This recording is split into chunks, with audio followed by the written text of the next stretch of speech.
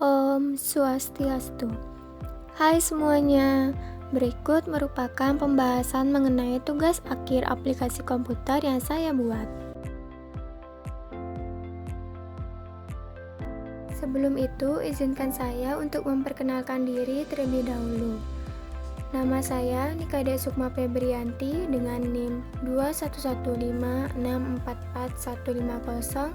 dari kelas 1F jurusan Akuntansi, program studi D4 Akuntansi Manajerial, Politeknik Negeri Bali. Berikut merupakan judul yang akan kita bahas, yaitu Sistem Pencatatan Persediaan Barang Dagangan. Yuk simak materinya dengan baik. Baik, pada pembahasan pertama kita akan membahas mengenai pengertian persediaan barang dagangan atau yang biasa disebut dengan merchandise inventory. Berdasarkan standar akuntansi keuangan dalam kurung PSAK kurung tutup nomor 14 butir 4, inventory atau persediaan barang dagang bisa didefinisikan sebagai aset perusahaan yang sengaja dibeli dan disimpan, kemudian dijual kembali untuk mendapatkan keuntungan. Pembahasan selanjutnya yaitu ada manfaat mengatur dan mencatat persediaan barang dagang. Nah, seperti yang kita ketahui, manfaat itu merupakan suatu keuntungan yang kita peroleh dari kegiatan atau hal tertentu yang berdampak positif. Yuk kita simak materinya. Berikut merupakan manfaat yang didapatkan oleh perusahaan jika dapat mengatur dan mencatat persediaan barang dengan baik. Yang pertama, memudahkan perusahaan untuk memeriksa jumlah stok barang. Yang kedua, mengurangi terjadinya resiko permintaan tinggi. Yang ketiga, mengetahui jenis barang yang memiliki permintaan tinggi. Dan yang keempat, sebagai dasar strategi penjualan. Berikutnya, itu ada pembahasan mengenai pencatatan akuntansi persediaan barang dagang. Nah, berikut merupakan pencatatan akuntansi persediaan barang dagang. Bagi kalian yang belum mengetahui, yuk simak dengan baik. Yang pertama itu ada pembelian dan penjualan. Nah, setiap transaksi pembelian dan penjualan barang dagang, baik itu secara tunai maupun kredit, dapat dicatat dalam pencatatan persediaan barang dagang. Nah, yang kedua itu ada potongan pembelian. Biasanya diperoleh dari pembelian persediaan barang dari supplier. Yang ketiga itu ada biaya pengiriman pembelian. Dan yang keempat itu terdapat retur pembelian. Biasanya pengembalian semua atau sebagian persediaan barang dagang yang telah dibeli kepada supplier. Nah, adanya retur biasanya terjadi karena ada kerusakan saat pengiriman atau barang yang dipesan tidak sesuai dengan apa yang diminta. Nah, yang kelima itu terdapat potongan penjualan. Segala potongan yang terjadi selama penjualan barang kepada konsumen, misalnya melalui promo ataupun diskon. Yang keenam itu ada biaya pengiriman penjualan. Dan yang ketujuh itu ada retur penjualan pajak. Retur penjualan merupakan pengembalian barang dari konsumen yang terjadi karena barang yang dipesan tidak sesuai dengan harapan konsumen. Dan yang terakhir itu ada pajak. Bagi beberapa usaha yang telah terdaftar sebagai perusahaan kena pajak, perusahaan juga harus mencatat utang pajak seperti pajak pertambahan nilai. Nah, pasti udah pada ngerti nih mengenai pencatatan akuntansi persediaan barang dagang. Yuk, simak materi selanjutnya. Selanjutnya, materi keempat, metode pencatatan persediaan barang dagang. Ada dua macam metode persediaan menurut Barituan. Yang pertama, ada metode periodik. Metode periodik atau periodic inventory system, pencatatan stok hanya dilakukan sekali, yakni pada saat tutup buku di akhir periode. Nah, yang kedua, itu ada metode perpetual. Metode perpetual atau perpetual inventory system merupakan sebuah metode pencatatan persediaan yang mengharuskan sang pemilik untuk merekap seluruh transaksi apabila ada yang masuk dan yang keluar. Nah, dalam metode tersebut juga terdapat karakteristik. Yang pertama, kita akan membahas mengenai karakteristik metode periodik. Yang pertama, pembelian persediaan didebet ke dalam akun pembelian atau purchase.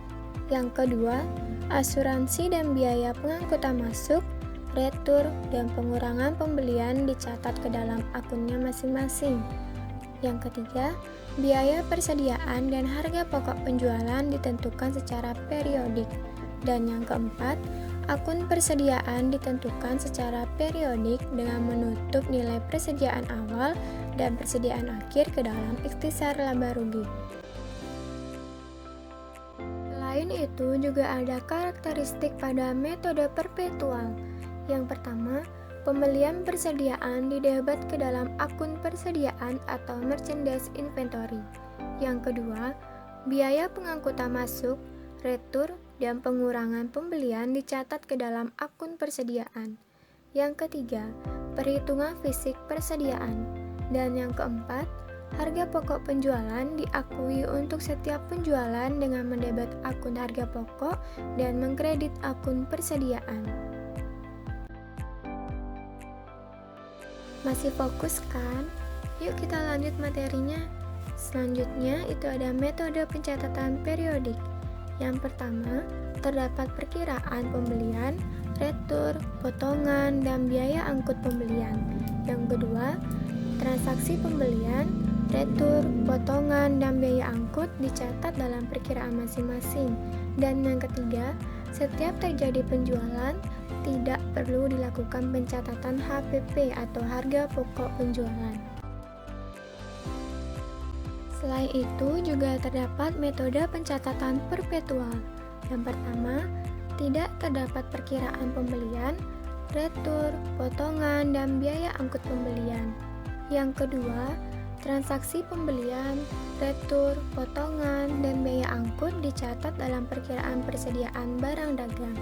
Dan yang ketiga, setiap terjadi penjualan perlu dilakukan pencatatan HPP atau harga pokok penjualan. Nah, pembahasan selanjutnya itu ada perbedaan metode pencatatan perpetual dengan metode pencatatan periodik. Yuk disimak. Pencatatan transaksi persediaan barang dagang dengan dua metode dalam jurnal dapat dilihat pada tabel berikut ini. Berikut ada tabel yang terdapat jenis transaksi, metode periodik, dan metode perpetual. Terdapat transaksi pembelian barang, baik itu tunai maupun kredit. Kita akan membahas secara tunai. Dalam metode periodik akan dicatat sebagai berikut, yaitu pembelian di debit pada kas di kredit, sedangkan metode perpetual persediaan barang di debit pada kas di kredit. Nah, jika pembelian barang secara kredit, maka akan dicatat sebagai berikut. Dalam metode periodik yakni pembelian di debit pada utang dagang di kredit, sedangkan metode perpetual persediaan barang di debit pada utang dagang di kredit. Transaksi yang kedua yaitu ada retur pembelian. Yang pertama secara tunai. Dalam metode periodik, pencatatannya yaitu kas di debit pada retur pembelian di kredit, sedangkan metode perpetual kas di debit pada persediaan barang di kredit. Nah, sedangkan retur pembelian secara kredit yaitu utang dagang di debit pada retur pembelian di kredit, sedangkan metode perpetual yaitu utang dagang di debit pada persediaan barang di kredit. Nah, yang ketiga itu ada jenis transaksi potongan pembelian. Nah, pada metode periodik akan dicatat sebagai berikut, yakni kas di debit pada potongan pembelian di kredit, sedangkan metode perpetual yaitu kas di debit pada persediaan barang di kredit. Dan transaksi yang keempat yaitu ada penjualan barang. Yang pertama secara tunai. Dalam metode periodik akan dicatat sebagai berikut, yaitu kas di debit pada penjualan di kredit, sedangkan metode perpetual yaitu kas di debit pada penjualan di kredit, serta terdapat harga pokok di debit dan persediaan barang di kredit. Nah, jika secara kredit, maka dalam metode periodik akan mencatat yaitu piutang di debit pada penjualan di kredit. Sedangkan metode perpetual yaitu piutang di debit pada penjualan di kredit dan harga pokok di debit pada persediaan barang di kredit.